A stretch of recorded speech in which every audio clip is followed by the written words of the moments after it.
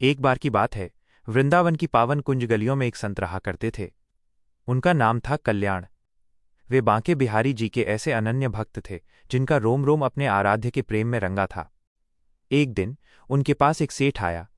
कहने को तो वो सेठ था, लेकिन वक्त की मार ने उसे तोड़ दिया था। काफी समय से उसका व्यापार ठीक नहीं चल रहा था, उसे भारी नुकसान हो रहा था। सेठ ने संत के चरणों में अपना सिर रख दिया और रुंधे हुए गले से बोला, महाराज, महाराज, मेरे व्यापार में बहुत घाटा हो रहा है, मैं बर्बाद हो रहा हूं, आप ही कोई उपाय बताइए। संत ने बड़ी करुणा भरी नजरों से उसे देखा और सहज भाव से कहा, सेठ जी, अगर मैं ऐसा कोई उपाय जानता तो आपको अवश्य बता देता, पर मैं ऐसी कोई विद्या नहीं जानता जिससे व्यापार ठीक हो सके। ये मेरे बस की बात नहीं है, हमारा तो बस एक ही सहारा है, बिहारी जी।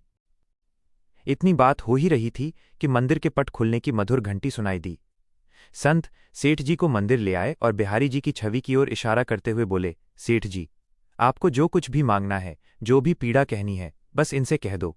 ये बड़े दयालु हैं, सबकी झोली भर देते हैं। सेठ जी ने अश्रुपूर्ण नेत्रों से प्रार्थना की और कुछ दिन वृंदावन रुककर वापस चले गए। देखते ही देखते चमत्कार हुआ। सेठ जी का व्यापार फिर से फलने फूलने लगा। अब तो सेठ जी अक्सर दर्शन के लिए वृंदावन आने लगे, पर वक्त बीता और सेठ जी बीमार पड़ गए। अब उनके शरीर में इतनी शक्ति नहीं रही कि वे वृंदावन की यात्रा कर सकें। एक दिन उन्हें पता चला कि उनका कोई परिचित वृंदावन जा रहा है। सेठ जी बड़े प्रसन्न हुए। उन्होंने उसे 750 रुपये दिए और कहा, भाई, ये धन तुम बिहारी जी की सेवा में लगा देना और उन्हें सुंदर पोशाक पहना देना।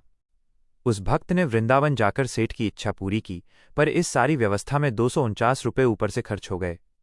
उस भक्त ने मन ही मन सोचा, चलो कोई बात नहीं, थोड़ी सेवा मेरी तरफ से भी सही, प्रभु को क्या फर्क पड़ता है। परंतु देखिए बिहारी जी की लीला।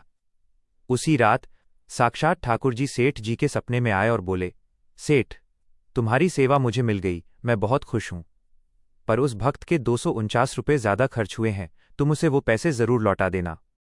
अगली सुबह जब सेठ जी ने उस भक्त को पूरी बात बताई तो वो भक्त सुबक पड़ा। वो दंग रह गया कि ये बात तो उसके और ईश्वर के सिवा कोई नहीं जानता था। उसकी आंखों से आंसू बहने लगे और वो मुस्कुरा कर बोला, जय हो बिहारी जी की। इस कलयुग में भी मेरे सरकार किसी का कर्ज अपने ऊपर नहीं रहने देते। जो एक बार उनकी शरण ले लेता है, उसे फिर किसी के आगे हाथ नहीं फैलाना पड़ता, उसे बिन मांगे सब कुछ मिलता चला जाता है। बोलिए श्री वृंदावन बिहारी लाल की जय।